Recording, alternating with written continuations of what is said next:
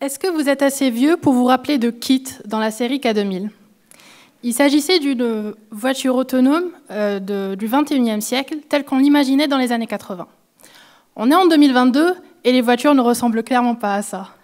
Mais nous travaillons dessus, je vous explique. Pour être autonome, KITT a besoin d'avoir des yeux et des oreilles. Elle a besoin de capteurs pour appréhender son environnement. Et parmi ces capteurs, on trouve le radar. Les radars automobiles actuels utilisent un signal dont la fréquence change à travers le temps. Or, plus il y a de radars dans un même endroit, plus il y a de risques que deux radars se retrouvent sur une même fréquence au même moment. C'est ce qu'on appelle une interférence. Vous avez déjà eu affaire aux interférences. Sur un long trajet, vous calez votre radio sur une fréquence et à un moment donné, vous recevez une superposition de deux émissions. Et ça fait ksh.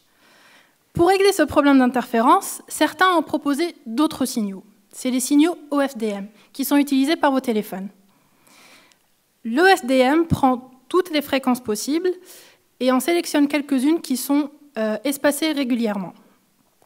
Mon travail, entre autres choses, c'est l'adaptation de ce signal pour faire et de la communication et de la détection.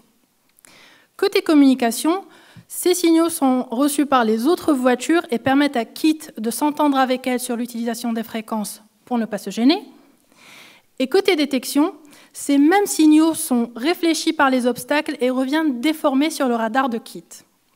À partir de là, je teste et je compare différents outils mathématiques qui me permettent de calculer, à partir de ces déformations, la vitesse et la distance des obstacles. Le souci, c'est que les radars qui sont déjà en circulation et qu'on ne peut ni récupérer ni reprogrammer risquent de mal interpréter ces nouveaux signaux. En gros, pour éviter des interférences, je crée une nouvelle forme d'interférence. Et ça peut avoir deux effets. Soit ça fait ksh tellement fort que l'ancien radar rate un obstacle et la voiture entre dedans, soit les nouveaux signaux imitent un obstacle qui n'est pas là, et l'ancien radar le détecte, et la voiture freine sur l'autoroute sans raison.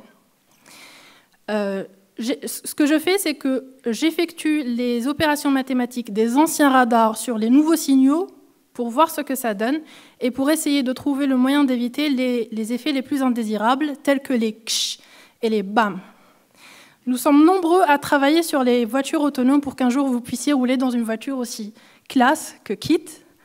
Mais pour ce qui en est du swag de David Hasselhoff, ça restera toujours de la science-fiction. Merci beaucoup.